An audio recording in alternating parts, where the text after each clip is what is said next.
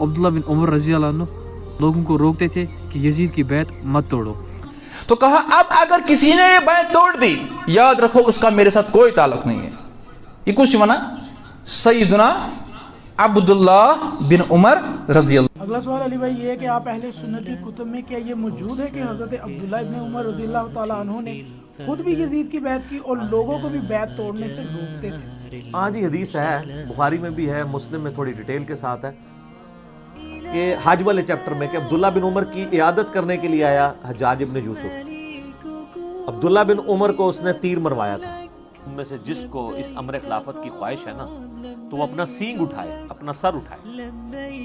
میں اس کے باپ سے بھی زیادہ خلافت کا حقدار ہوں. اب یہ باتیں چپ کر کے حضرت عبداللہ بن عمر سنتے رہے. السلام علیکم ورحمۃ اللہ وبرکاتہ. اللہم صلی علی محمد وعلی آل محمد. امید ہے کہ آپ سب خیریت سے ہوں گے، اچھے سے ہوں گے. عابد صاحب نے اسی ویڈیو میں یہ بھی کہا عبداللہ بن عمر رضی اللہ عنہ لوگوں کو روکتے تھے کہ یزید کی بیعت مت توڑو. آپ وہ ویڈیو دیکھیے، پھر دیکھیے کہ انجینئر محمد علی مرزا اس بارے میں کیا کہتے ہیں. اگر آپ باقی ویڈیوز بھی دیکھنا چاہتے ہو تو ان کی لنکس ڈسکرپشن میں موجود ہے. الحمدللہ. تو کہا اب اگر کسی نے یہ بیعت توڑ دی یاد رکھو اس کا میرے ساتھ کوئی تعلق نہیں ہے. یہ کچھ منا سیدنا عبداللہ بن عمر. اگلا سوال علی بھائی یہ ہے کہ آپ اہل سنت کی کتب میں کیا یہ موجود ہے کہ حضرت عبداللہ ابن عمر رضی اللہ تعالیٰ عنہ نے خود بھی یزید کی بیعت کی اور لوگوں کو بھی بیعت توڑنے سے روکتے تھے؟ ہاں جی، حدیث ہے، بخاری میں بھی ہے، مسلم میں تھوڑی ڈیٹیل کے ساتھ ہے. جب واقعہ حرہ کے موقع پر یعنی اس سے پہلے یعنی لوگ یزید کی بیعت توڑ رہے تھے، اسی کی وجہ سے واقعہ حرہ ہوا نا. جب حضرت حسین ابن علی کو شہید کر دیا گیا تو پھر لوگوں نے کہا کہ اب اس مردود کی بیعت کیا ہم نے رکھنی ہے، تو انہوں نے بیعت توڑ کے پھینک دی. تو وہ بغاوت کو شمار کیا گیا. پھر یزید نے جو ہے وہ فوج بھیجی، 3 دن کے لیے مدینہ حلال کیا گیا اور جو کچھ ہوا وہ اب ایک تلخ داستان ہے. اسے واقعہ حرہ کہتے ہیں. واقعہ حرہ کا ذکر بخاری مسلم میں موجود ہے. وہ حدیثیں بہت زیادہ میں بیان کروں گا تو وہ ٹائم لگ جائے گا، میرے ریسرچ پیپر میں پڑھنا. تو وہ جو واقعہ حرہ ہوا ہے نا جی، اس واقعہ حرہ کے اندر یزید کی فوج نے ظلم ڈھایا تھا. اس واقعے سے جسٹ پہلے عبداللہ بن عمر کو تو یہ پتا تھا کہ جب یہ بیعت توڑیں گے تو یزید چڑھ دوڑے گا. تو وہ لوگوں کے پاس جا کے کہتے تھے کہ بھئی تم اپنی بیعت کو نہ اتار کے پھینکو، کیونکہ میں نے نبی علیہ السلام سے سنا ہے کہ جو امام کی یعنی بیعت کے بغیر مرا وہ جاہلیت کی موت مرا. جبکہ دوسری طرف جو تھے نا بریلوی دیوبندی اہل حدیث، وہ کہتے تھے نا عبداللہ بن عمر. کیا بریلوی دیوبندی اہل حدیث شیعہ تھے؟ دوسری طرف بھی کم از کم تابعین تھے جو بیعت اتار کے پھینک رہے تھے. ان کو کوئی ایران نے تو فنڈ نہیں کیا ہوا تھا، اسی زمانے کے لوگ تھے. ان کی رائے کوئی رائے نہیں ہے، ایک عبداللہ بن عمر کی رائے ہے، باقی لوگوں کی رائے نہیں ہے. تو جب اتنا بڑا واقعہ ہو چکا ہے، وہ دوسری طرف وہ لوگ موجود تھے جو یہ محمد بن انفیہ والی آدھی روایت البدایہ والنہایہ سے پیش کرتے ہیں، جس کو میں نے کہا کہ اگر صحیح مانیں گے تو پھنس جائیں گے. تو اس میں تو عبداللہ ابن مطیع صحابی کہہ رہے ہیں نا کہ قریب آسمان سے پتھر برس پڑے، ہم نے جو یزید کے کرتوت دیکھے ہیں، وہ شرابی ہے، نمازوں کو ضائع کرنے والا ہے، اس کی اب کیا بیعت لے کے چلنی ہے. تو وہ دوسری طرف بھی لوگ پارٹی موجود تھے نا. تو صحیح مسلم میں آتا ہے، بخاری میں موجود ہے کہ انہوں نے کہا کہ میں یعنی وہ منع کرتے تھے، لیکن دوسری طرف والے لوگ نہیں مانتے تھے. تو اس معاملے میں حضرت عبداللہ بن عمر کے اس موقف کو ہم غلط سمجھتے ہیں، اور وقت نے ثابت کیا کہ عبداللہ بن عمر کا یہ موقف غلط تھا. انہوں نے اپنی وفات کے وقت ان چیزوں کو مانا بھی ہے کہ مجھ سے مس ہینڈل ہوئی ہیں چیزیں. دیکھیں، جب بندے کو آخری وقت میں چیزوں کا پتہ چل جائے تو پھر اس کے پرانے واقعات تو کوٹ نہیں کرنے چاہیے نا.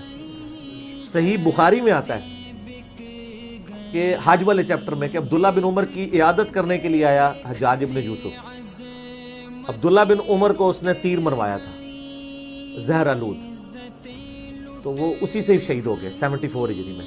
تو جب وہ بیمار تھے نا اس زہر کی وجہ سے، تو حجاج ابن یوسف نے تیمارداری کی. اس نے کہا مجھے کاش پتہ چل جائے آپ کا قاتل کون ہے، میں اس کو نہیں چھوڑوں گا. تو حجاج ابن یوسف کو جواب انہوں نے تقیۃً دیا، اور ان کا میرا قاتل وہ ہے جس نے احرام کی حالت میں آلات جنگ لانے کی اجازت دی ہے. یعنی تم ڈائریکٹ تو نہیں کہہ سکتے تھے نا. تو ظالم تھا، بے شرم تھا. ان کو نہیں پتا تھا کہ عبداللہ بن زبیر کو اس نے ٹانگ دیا ہوا تھا. صحیح مسلم میں آتا ہے. میرا کلپ وہ ضرور دیکھیں، آل امیہ کا پالتو دہشت گرد حجاج ابن یوسف. سر لاکھوں لوگوں نے دیکھا ہے کلپ، وہ دیکھا کتنے پہنچا ہے. اس کی فوٹو بھی لاتی ہے میں. وہ اصل میں نا قطر والوں نے میرے خیال فلم بنائی ہے حجاج کے اوپر، تو وہاں سے میں نے تصویر نکالی. تصویر فٹ ہے، تقریباً عام شکل ہی ہوئے گا، امید ہے، جس طرح میں فوٹو لائی ہے. اچھا تو وہ حجاج ابن یوسف نے ہی قتل کروایا عبداللہ بن عمر کو. المستدرک الحاکم میں موجود ہے, مجمع الزوائد کے اندر موجود ہے, میں نے ریسرچ پیپر میں ڈالا ہے کہ عبداللہ بن عمر آخری وقت میں کہتے تھے مجھے کوئی غم نہیں ہے اپنی زندگی میں کسی کام پہ, نہ نماز کے چھوٹنے پہ نہ روزہ کے چھوٹنے پہ میں نے کبھی چھوڑا نہیں, سوائے ایک چیز کا مجھے غم ہے کہ میں نے علی کے ساتھ مل کے باغی گروہ کے خلاف قتال کیوں نہیں کیا. جو قرآن میں حکم تھا سورہ حجرات میں کہ جب کوئی قوم بغاوت کرے اس کے خلاف قتال کرو, فئۃ الباغیہ کے خلاف, اور اولو الامر منکم کے تحت, ٹھیک ہے, ان کی اطاعت کرنی تھی. تو عبداللہ بن عمر کو زندگی کے آخری لمحات میں جو حقیقت سمجھ آئی وہ مولا علی کے ساتھیوں کو مولا علی کی زندگی میں سمجھ آ گئی تھی کہ یہ جو پٹڑی ہے یہ کس طرح بدل چکی ہے, اس کا اینڈ رزلٹ کیا ہوگا. تو جب عبداللہ بن عمر کو آخری وقت میں یہ بات سمجھ آ گئی اور وہ افسوس کرتے تھے اس بات کے اوپر, تو اب پرانی ساری باتیں ان کی منسوخ ہو گئی. ان کو پیش نہ کیا کریں سر. ہمیں لوگ ناسبی میسج کر رہے ہوتے تھے جب جن زمانوں میں ہمارے موبائل بھی ہم یوز کرتے تھے, اور کہتے تھے یہ حدیثیں بھی تو بیان کریں نا کہ عبداللہ بن عمر لوگوں کو بیعت توڑنے سے روکتے تھے. سر ہم نے بیان کی ہیں, پہلے بھی کرتے تھے, لیکن بتائیں یہ منسوخ ہو چکی ہیں, ٹھیک ہے نا. یہ اسی طریقے سے ہے کہ آپ جو ہے نا وہ ناسخ و منسوخ والے معاملات میں ہمیں کہیں کہ آپ وہ حدیث کیوں نہیں بیان کرتے صحیح مسلم کی کہ نبی علیہ السلام نے بکری کا گوشت کھایا اس کے بعد وضو کیا. تو سر حدیث ہم اس وقت بیان کرتے ہیں جب ضرورت ہوگی, کیونکہ ہمیں پتہ ہے کہ اب بکری کا گوشت کھانے سے وضو نہیں ٹوٹتا, وہ تو منسوخ ہو چکی ہوئی یہ بات.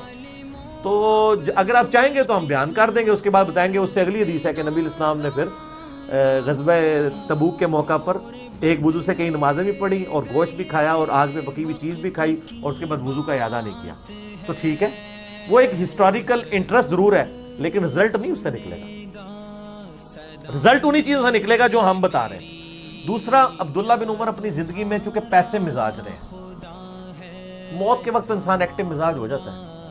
صحیح مسلم میں ایک حدیث ہے نا کہ وہ ایک صحابی کے موت کا وقت جب قریب آیا اس وقت انہوں نے اپنی زبان کھولی تھی, جب ابن زیاد ان کی عیادت کے لیے آئے. میں نے ریسرچ پیپر میں ڈالا ہے. تو انہوں نے کہا تھا یاد رکھنا میں نے نبی علیہ السلام سے یہ بات سنی تھی کہ بدترین چرواہا وہ ہے کہ جو حکمران ہو اور وہ اپنی رعایا کے ساتھ ظلم کرے.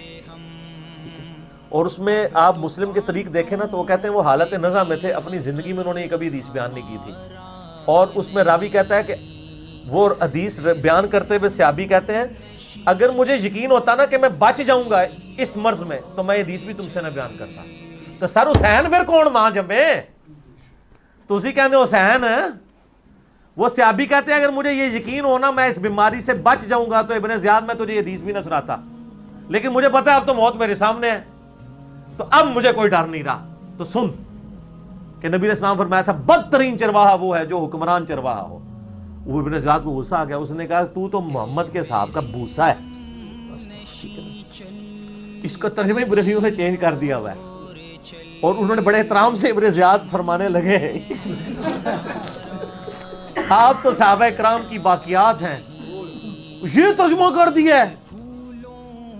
مجھے بڑا دکھ. اچھا مجھے نہیں پتا تھا کہ بریلوی یہ حرکت کریں گے, جو بندی حدیث نے صحیح ترجمہ کیا ہوا ہے تو وہ یہ ترجمہ کرتے باقیات ہیں. اس نے کہا بھوسا ہے, کیونکہ اس کے آگے الفاظ ہیں وہ بڑے غصے میں ہیں. ان کا بھوسے ہم لوگ نہیں, بھوسے تو تم لوگ ہو جو باقی بچ گئے ہو.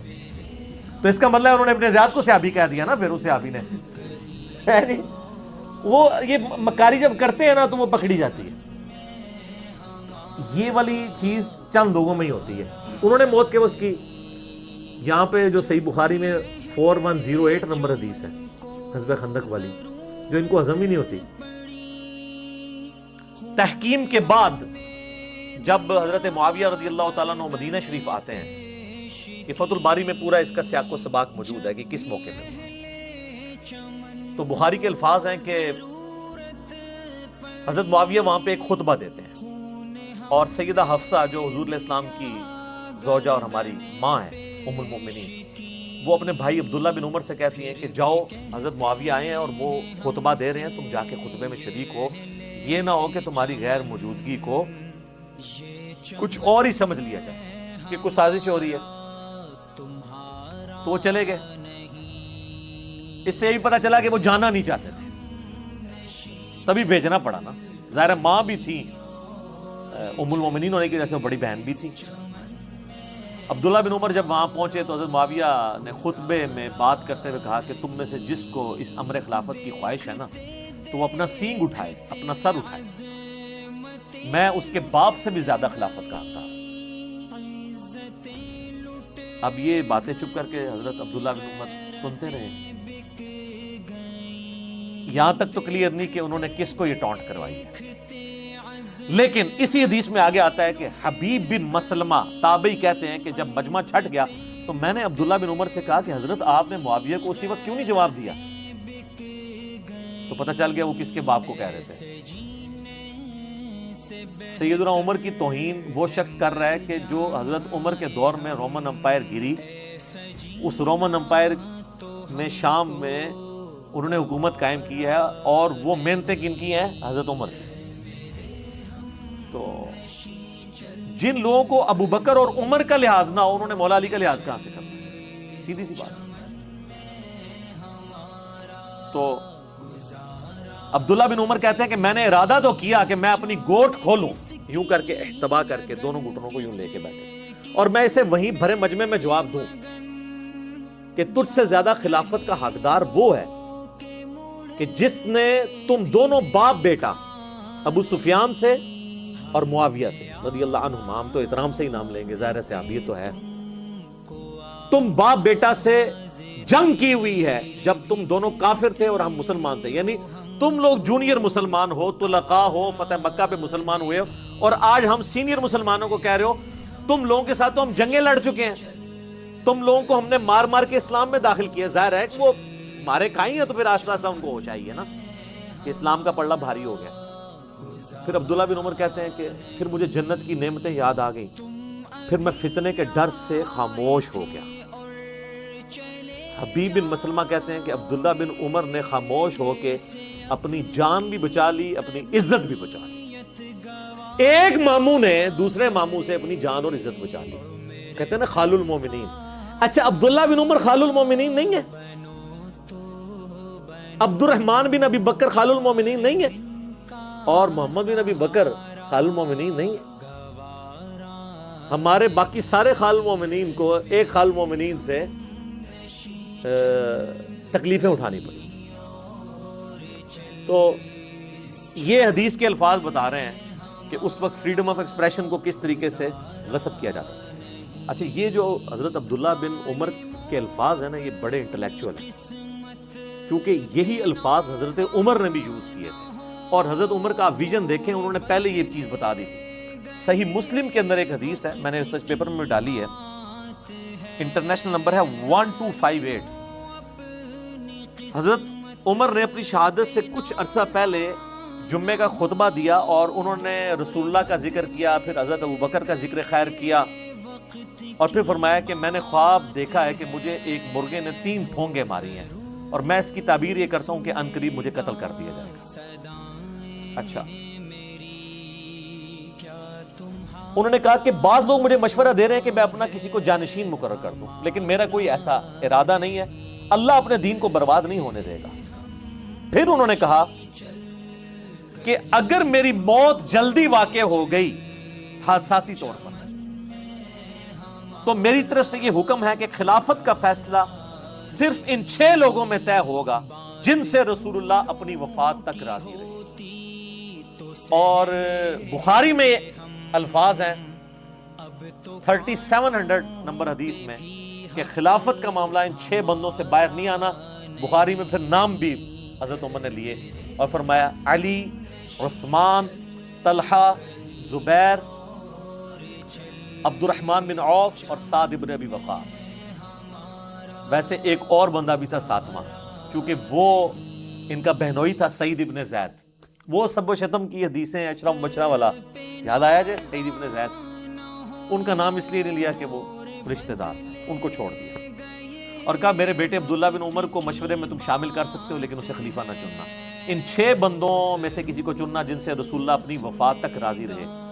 تو آج ہم ہوتے تو ہم پوچھتے کہ پھر ہمیں وہ بھی بتا دیں جن سے حضور وفات کے وقت ناراض تھے۔ آپ کو تو کہنا چاہیے سب سے ہی راضی رہے، یہ کہتے ہیں نا سر، ہر چیز میں اشارے موجود ہیں۔ ابھی تو یہ بات ختم نہیں ہوئی، پھر حضرت عمر کہتے ہیں، مسلم کے الفاظ ہیں کہ اگر تم دیکھو کہ ان 6 لوگوں کی خلافت میں کوئی تام کر رہا ہے تو سمجھ لینا کہ یہ وہی لوگ ہیں کہ جن کو میں نے اسلام کی خاطر اپنے ہاتھوں سے مارا ہے اور یہ اسلام کے دشمن اور کافر ہیں. یہ الفاظ ہیں.